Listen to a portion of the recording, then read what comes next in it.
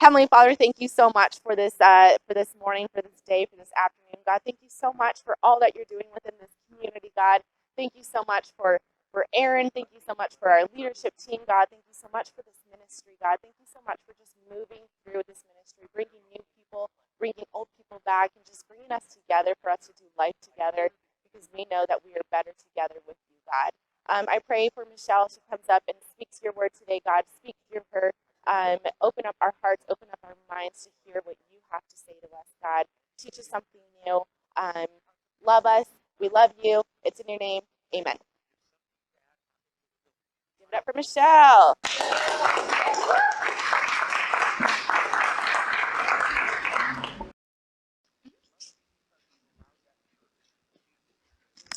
Hello. Good morning. My name is Michelle. If I have not met you yet, I look forward to meeting you today. So come over and say hi.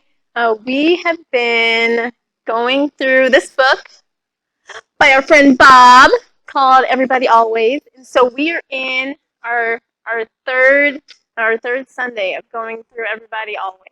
And we're going to jump right in. The first couple weeks, one of the things that we chatted about was how we are becoming love. And I have no idea what's going on. There. Okay, perfect. Okay. So people who are becoming love see people for who they are becoming. They give grace. They build kingdoms and not castles. And people who are becoming love, this is just kind of a recap over the past couple weeks, they keep it real about who they are right now while living in constant anticipation about who God is helping them to become. I'm just going to move this, if that's okay.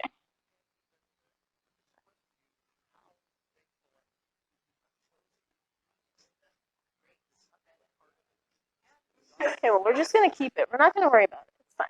Yeah, doesn't matter. All right, cool. Okay, so over the course of the past couple weeks, we have been asking ourselves this question, right? So who are we becoming? And so who am I becoming? Who are you becoming? And I have personally asked myself this question: who am I becoming over the past probably 15, 20 years of my life as I continue to reflect on my life and how I'm living my life? I ask myself this question of who am I becoming when I see things like anger, rage, bitterness, or even resentment build up in me when I'm relating to other people or when I tell someone off, because, well, they have it coming, so that's just the way it is. I've asked myself this question of who the heck am I becoming when I moved here across the United States, and I now live in a state where I do not have the opportunity to ice fish anymore, or what? Oh yeah, Jim.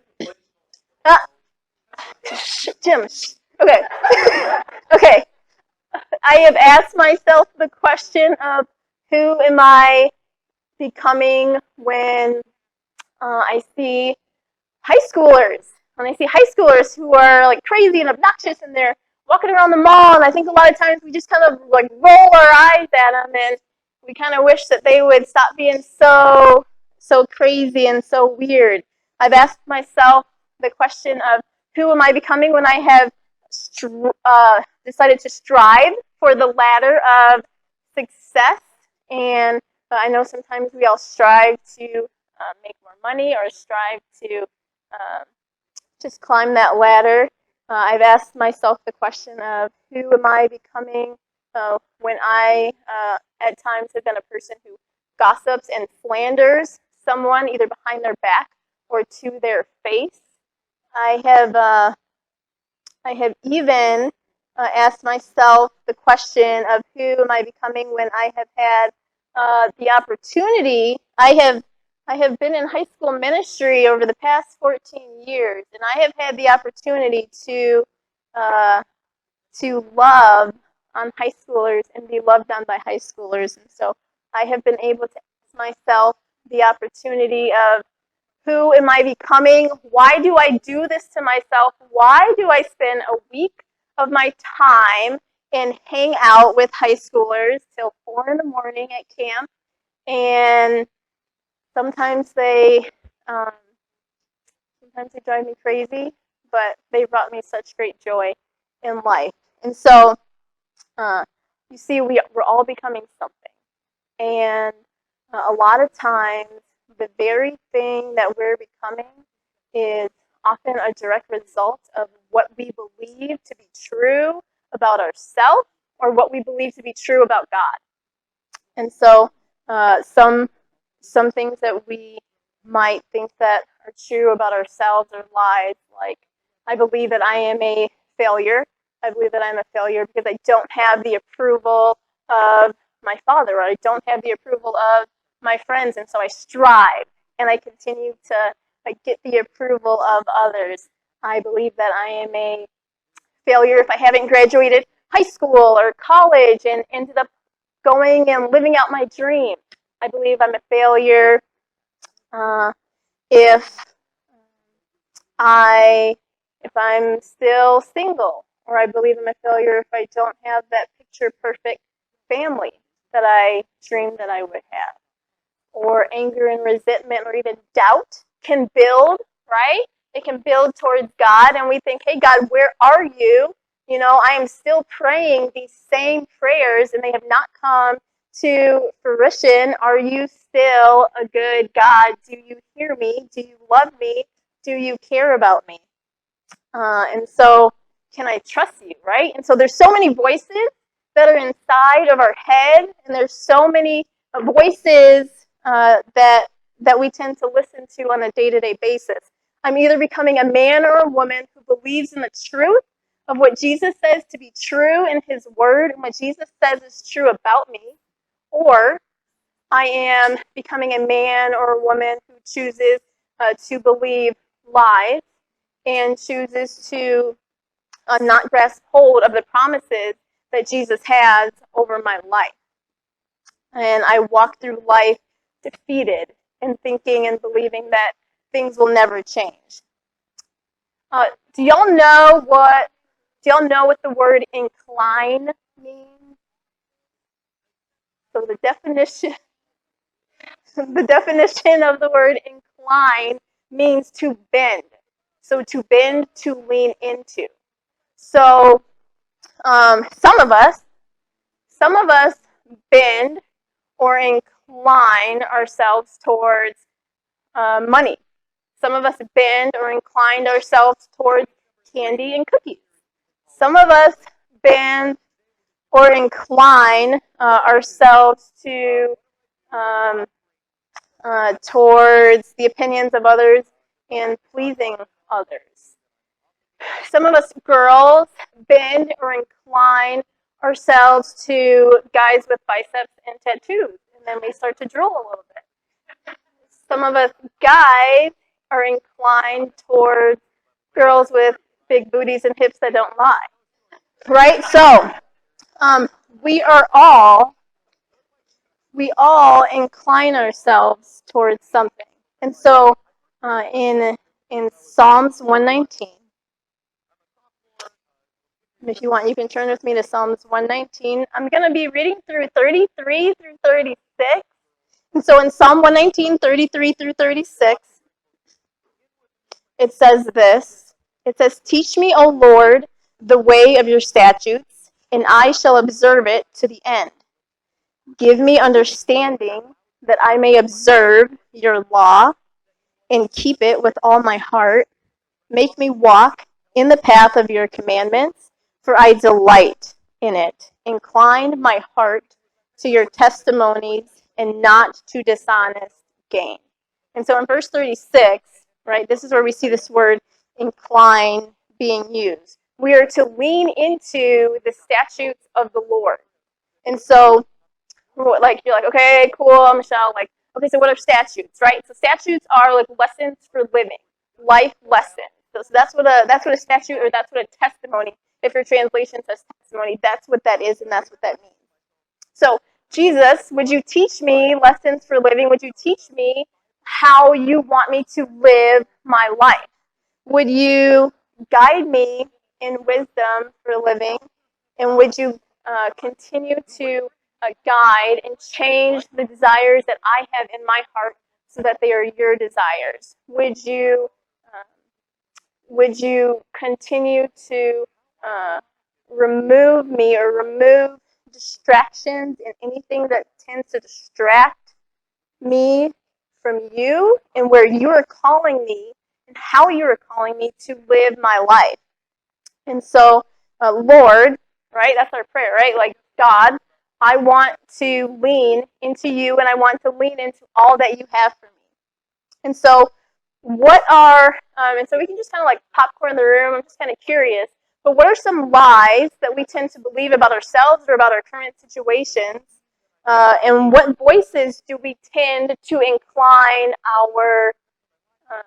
our ears or our minds to? Y'all want, here, I'm going to write it in red. I'm going to write lies over here. Y'all have any? If you don't, y'all are all liars. Best is never good enough. My best is never good enough. Okay. What else?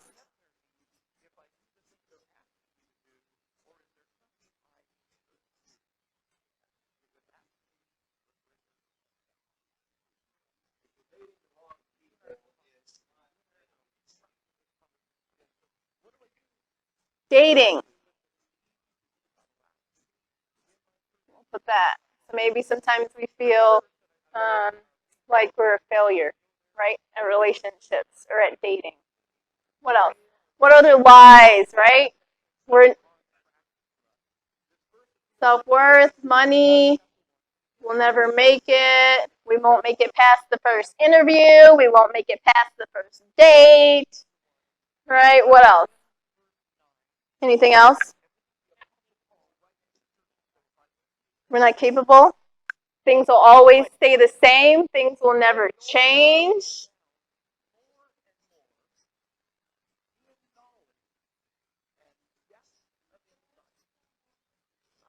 Can you say that a little louder? Who you were still matters. Is that correct? Say that. What? Oh, past. Oh, cool.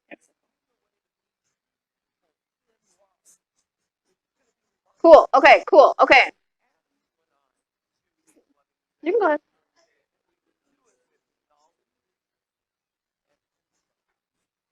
Undeserving. Great, y'all. Great. Undeserving.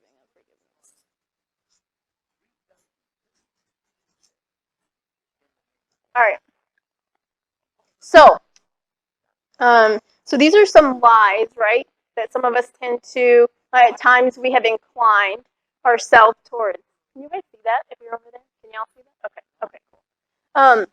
So did y'all know that the disciples, right, those 12 guys who were closest with Jesus, who rolled with Jesus, those guys like really knew Jesus well, and they walked with Jesus really, really closely. And there were a lot of times that they chose to incline themselves towards other things and not towards the truth about who Jesus promised that he would be, or who Jesus said that he was at times. Turn with me to Mark chapter 6.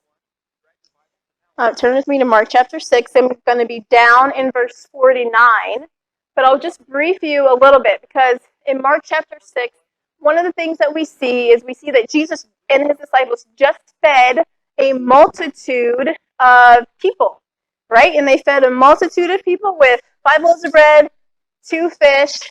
Everyone was fed. It was a miracle.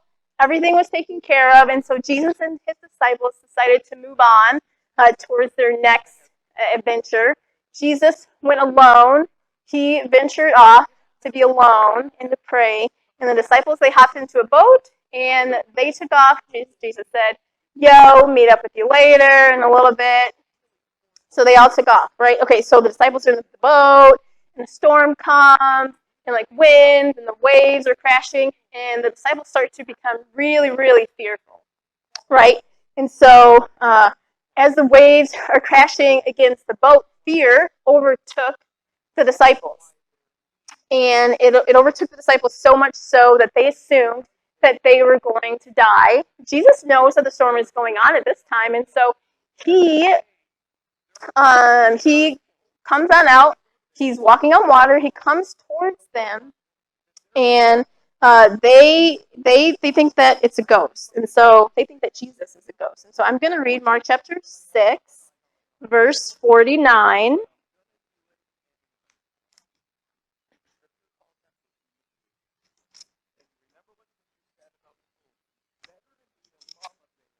And it says this: "But when they saw him walking on the sea, they supposed that it was a ghost and cried out, for they all saw him and were terrified. But immediately he spoke with them and said to them, 'Take courage, it is I, do not be afraid.' Then he got into the boat with them, and the wind stopped, and they were utterly astonished, for they had not gained any insight from the incident of the loaves, but their heart was hardened." So they were completely amazed, and the disciples had not gained any insight from what the miracle that had just happened, right? And their hearts were hardened. So it's a little confusing because just an hour ago they just witnessed a miracle on how these thousands of people were just fed with 5 simple loaves of bread and 2 fish. They just saw a miracle. How did they forget so quickly? And that makes me think, like, how do I forget so quickly the goodness of God and how I've seen the faithfulness of the Lord time and time again, and yet I've many times become so I become so fearful. So the word harden, the definition of the word harden means unresponsive. So that's the definition of the word harden. It means unresponsive, so lacking sensitivity or some sort of spiritual perception. And so how is that even possible? The disciples had been spending a lot of time with Jesus. They had been in the presence of Jesus. They had seen him do miracles, but they still did not apply the things that they had seen in the things that they had heard. And so their heart wasn't tender to the reality of all that Jesus was. So they were close to Jesus, right? We can be close to him, but they were still unaware of his presence in their lives. And so they chose to cry out in fear instead of crying out in faith. And so, like, how do we know they missed Jesus? We know that they missed Jesus because they chose to cry out in fear and allow anxiety and allow desperation. We allow anxiety and we take measures into our own hands, and we think that we can do it better than Jesus, that we've got it under control. And so we decide to take matters into our own hands, and that's how we know when we have missed Jesus. And so the disciples were not practicing what it meant to incline their ear, to bend, to lean into Jesus. And so my question is, how do we grasp hold of the presence of Jesus? All right, so one of my favorite groups, one of my favorite bands, if you're a hater, I don't really care, is Casting Crowns. And they have a song called "The Voice of Truth."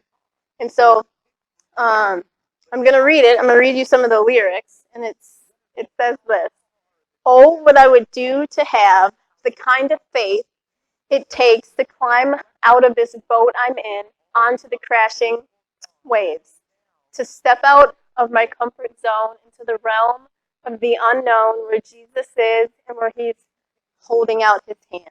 But the waves are calling out my name, and they laugh at me, reminding me of all the time I've tried before and failed. The waves, they keep on telling me time and time again, boy, you'll never win. Girl, you'll never win. You'll never win. But the voice of truth tells me a different story, The voice of truth says, do not be afraid. The voice of truth says, this is for my glory.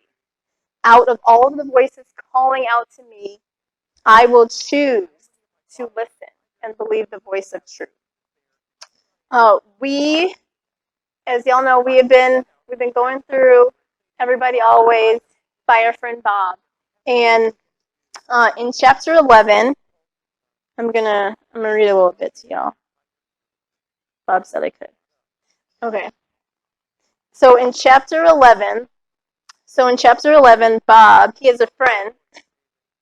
He has a friend named Lex, right? So when Lex was 8 years old, Lex lost his eyesight.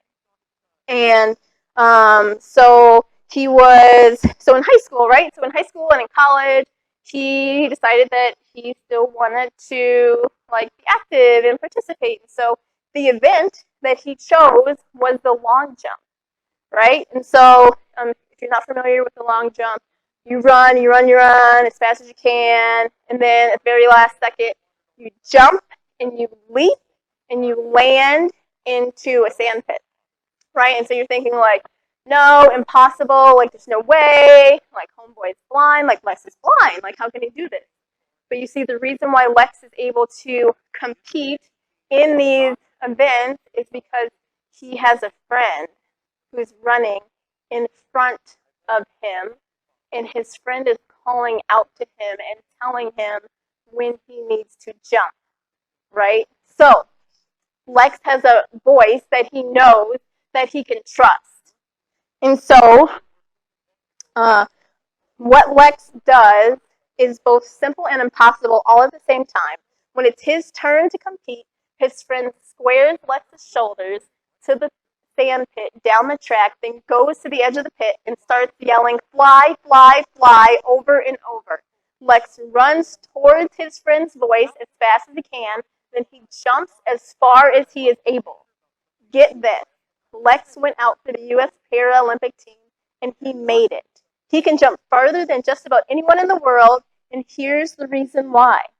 People who are becoming loved try impossible things because they've surrounded themselves with voices that they can trust. And so we're all a little bit blind, and we all have a tendency to wander. Sometimes we know what caused us to stop running in that straight line, and other times we don't.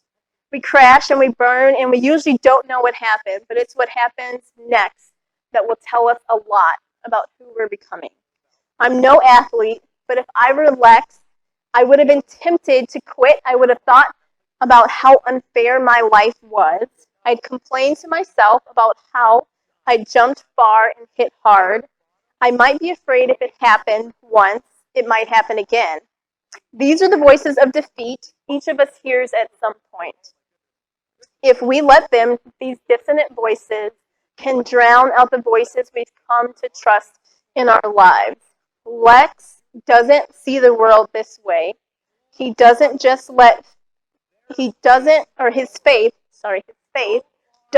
inform his heart, it informs his whole life. Lex's faith doesn't just inform his heart, it informs his whole life. Right? So does my faith inform my whole life and who I am becoming? Right? So what voices can I trust? What voices can you trust? One of the things that I love about Young Professionals and I love about our community is that we are a community of people who are intentional about our relationships with one another, and that we speak truth into each other and into each other's hearts.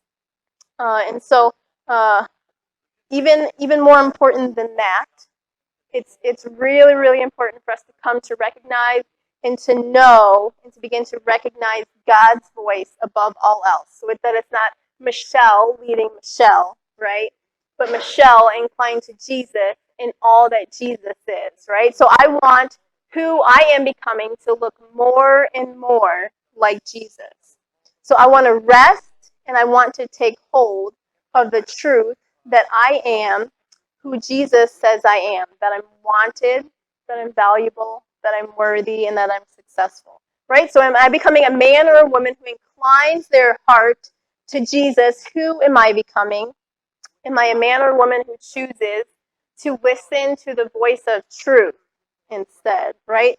So all these things that we have listed here, those are lies, and those are things that we tend to incline ourselves to or believe about ourselves, right? And so why aren't we practicing listening to the one voice that knows us the best, right? And one that we can trust. I'm going to jump ahead just a little bit in this chapter and talk real briefly and share with you about another one of Bob's friends. His name is Carl. And so one day, Carl was at a friend's house, and he saw two girls from his high school whom he wanted to both scare and impress, sitting on a dock at the edge of the water. Carl thought it would take something big to wow them. He wanted to make an impression with some attention-getting bravado. So he puffed out his chest, and he set off running toward the shore. His plan was to startle the girls by leaping over them and making a big splash in the water. Girls apparently dig that kind of stuff. His buddies were egging him on as he ran. When Carl got to the end of the dock, he leapt like he'd been shot out of a cannon. As he passed over the heads of the girls, he gave out a loud battle cry, and he looked down to see their faces. His head pointed him downward, and his body followed. Carl hit the water like a lawn dart and made a big splash. His buddies ran up to the girls as they giggled, offering them towels. The plan had worked perfectly. The girls looked over the edge of the dock into the murky water, anticipating that Carl would come bursting out. As usual, Carl acted like a submarine just a foot under the surface of the water. He was pulling the trick he'd perfected over the years by lying still. As 1 minute passed, the girls' giggles faded into concern. Shouldn't we be doing something? Soon, concern turned into panic. This wasn't funny any longer. Carl was still motionless below the surface. Even his buddies thought Carl was taking his stunt a little too far. They jumped feet first into the murky lake, and to their surprise, the water barely covered their knees. The water Carl had jumped into head first was only 3 feet deep.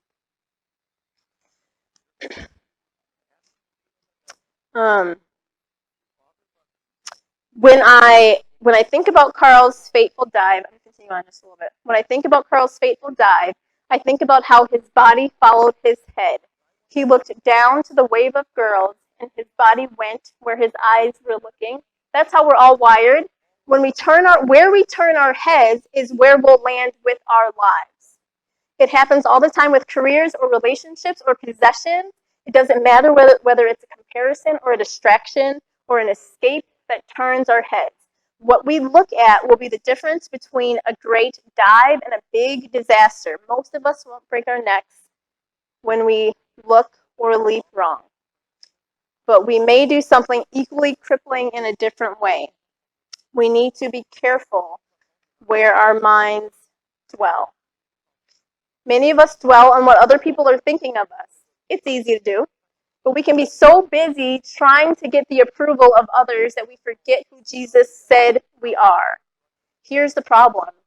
When we're busy getting our validation from other people around us, we stop looking for it from God. And one thing that Bob noted in his book is that we need to be careful where our minds dwell. And so what does that mean, right? Because it can be really, really dangerous when we allow our emotions to dictate how we respond to other people, how we choose to dispense grace, and how we choose to dispense mercy when someone doesn't respond the way that we think that they should respond to us, right? And so we act selfishly in the way that we dispense love. We need to be careful where our minds dwell. A lot of times we throw pity parties. About the situation that we're in, right? And sometimes we just get kind of stuck in a rut. We need to be careful where our minds dwell. Comparison kills contentment. Okay?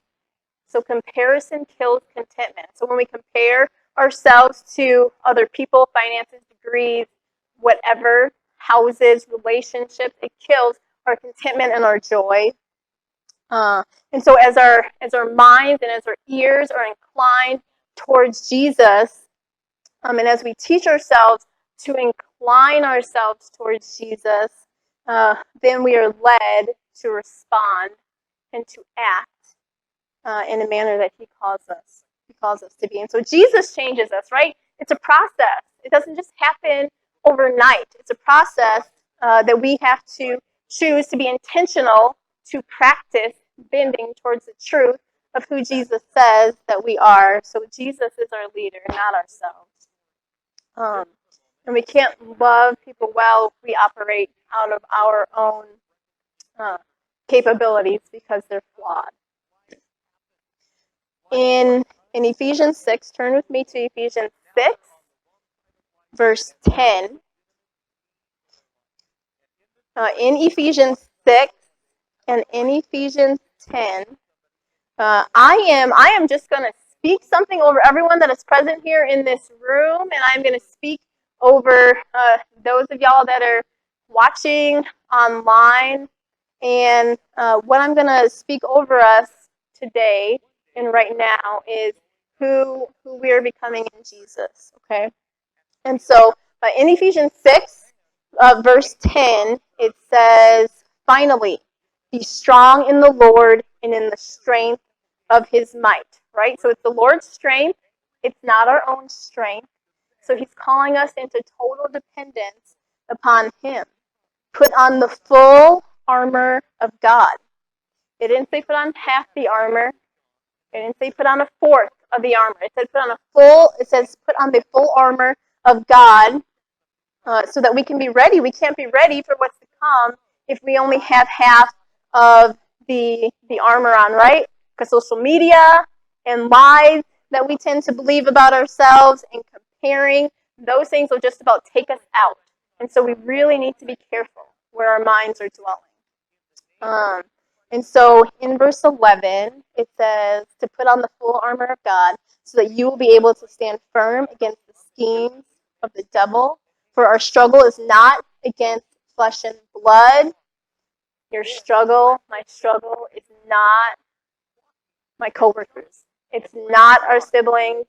It's not that person who is driving 35 on the highway and they're supposed to be driving 45 or whatever down the residential road. And like one of my biggest pet peeves are people who like drive the speed limit or below. That's just a side note. But if that person does or says one more thing, you're about to smack them upside their head. Like that's not our struggle. Our struggle is against rulers, against powers, against world forces of darkness, against spiritual forces of wickedness in the heavenly places. And so in verse 13, we are encouraged. It says, therefore, take up the full armor of God so that you will be able to resist in the evil day, and having done everything to stand firm. Stand firm, therefore, having girded your loins with truth, right? So loins, those are your garments, those are your clothes, having girded your loins with truth, and having put on the breastplate of righteousness. Okay, so we are wearing the belt of truth. We are wearing who God says that we are, right? And we can use that against some of those lies that we tend to believe or that we tend to incline our ear or our minds towards. And so Satan is often going to attack our minds and attack the seat of our emotions in our self-worth and our ability to trust Jesus. And so Jesus' righteousness and His breastplate, like that's what guards us. And that's what keeps us secure. And that's what keeps us safe. Because it's His approval that matters. Y'all, you are enough. Remember, Jesus died for me and for you. And that's the whole message of the gospel, is that you are enough and you are worthy and you are so loved that Jesus came to give Himself to you and for you. And so then in verse 15 it says, and having shod your feet with the preparation of the gospel of peace, in addition to all taking up the shield of faith, which you will be able to extinguish all the flaming arrows of the evil one, and take the helmet of salvation and the sword of the Spirit, which is the word of God. With all prayer and petition, pray at all times in the Spirit, and with this in view, be on alert with all perseverance and petition of the saints. So then my question is, what are words of truth? What are things that are true? Oh, geez. Oh, my gosh, y'all. Sorry.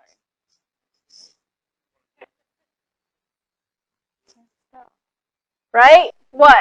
Unvaluable? What else? Forgiven? Worthy, amen, yeah. Love. Say that again. Enough, yeah, amen. Go ahead, yeah.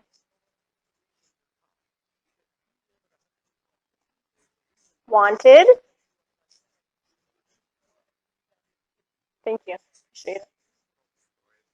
Yeah. There you go. Victorious, destined. Heck yes. Okay, yes. Worthy, did someone say worthy?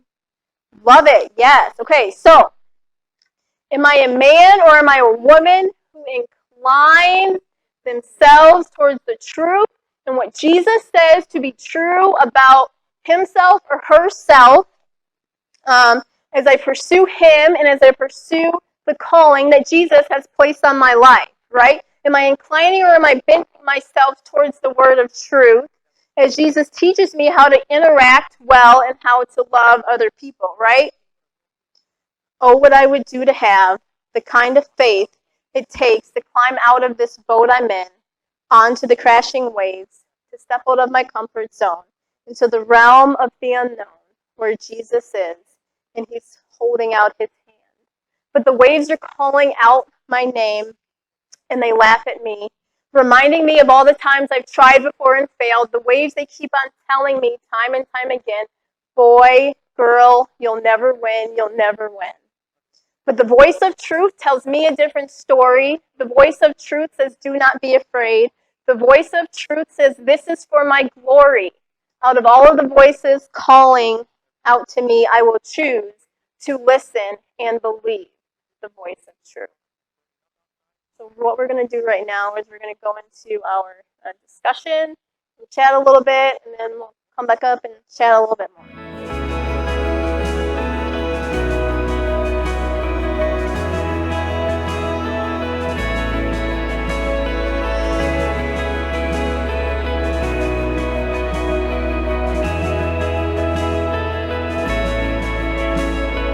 Who would like to share on number 2?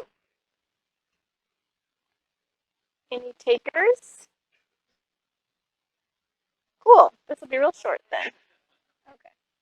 So we were talking about understanding your identity, how to understand what truth is and what voices to listen to and to discard. Because if you don't understand what your identity is in Christ, and that perfect example, the truth on that board, that is who you are. But the lies on the board is not. So when you see that, you can, after lots of practice, you can say, you know what, this is a lie. This is true. So, but if you don't understand, if you don't have that foundation that this is who I am, that I am a child of God, and that I am beloved, and valuable, and forgiven, and worthy, and enough, and wanted, and victorious, and destined, you don't understand that, it makes it a lot harder. So it's like getting that firm foundation is going to just change your outlook, and who you're listening to is going to change, because there are people who will speak lies into your life. But it's like Josh said, surround yourself with people who, are going to fill your life and with truth and speak truth into you.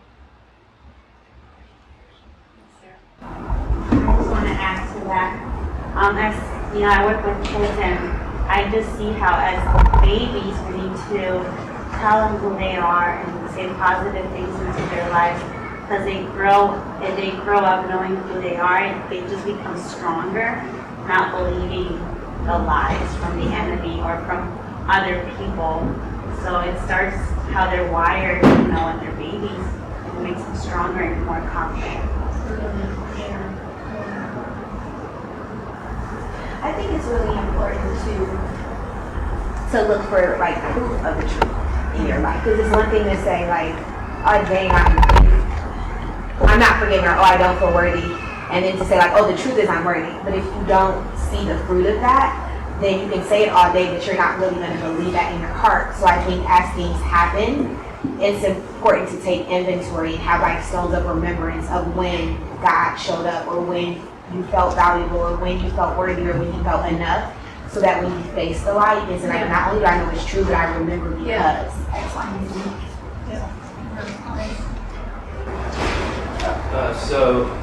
We oftentimes surround ourselves with people that love us, but among the people that love us, we also need to kind of discern and surround ourselves with people that speak truth among the people that love us, because some people mean well, but they don't realize they're kind of speaking negativity into your life.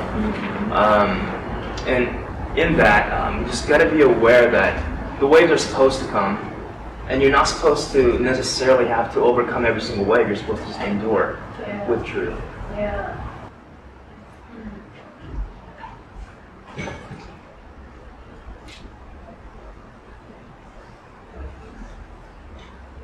Flood life group. They speak truth. Ooh, life group speak truth. Yes. That's awesome. Love that. All right, awesome. Well, you guys, let's continue to press in to all that Jesus has for us as we seek truth, that we know is present in His Word, and as we surround ourselves with men and women who speak truth in our lives. And so, hey God, we are just so grateful for who you are and that you have called us enough, that you have called us worthy, that you have called us valuable, and that you are changing and you're transforming our lives to becoming men and women who are tethered to you and all that you have for us, God. And so we just ask that you would continue to press in to us as we press into you. Jesus, would you bring us back next week for the continuation of our series on how to love well. Thanks, Lord, in your name. Amen.